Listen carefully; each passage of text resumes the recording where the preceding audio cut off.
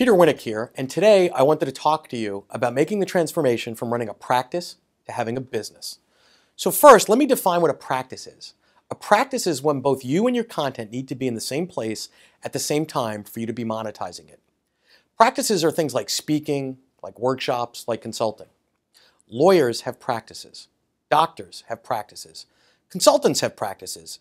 It's a pretty traditional way of doing business, and it's not that they're bad, and it's not that they're good, they just don't scale particularly well. Having a business is when your content, your intellectual property, is making money, is being leveraged, is being monetized, and it's not contingent on your presence.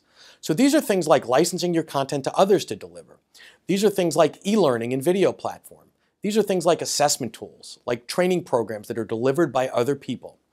In a business, you're not the one delivering the content. You're the creator of the content. Your content is being leveraged, being monetized, and you don't have to be at the same place at the same time.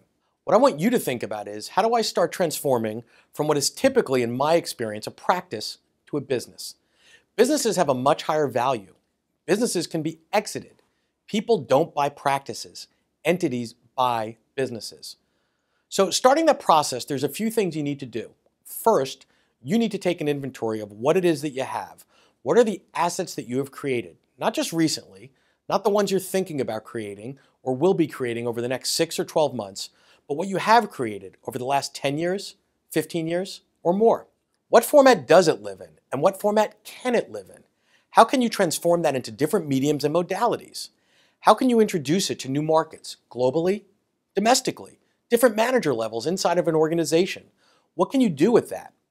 The last piece is really finding those partners that can help you monetize, that have the right distribution, the right technology, the right delivery mechanisms in place to help you monetize. It doesn't happen overnight, and it's not necessarily an easy process, but you can transform your practice into a business.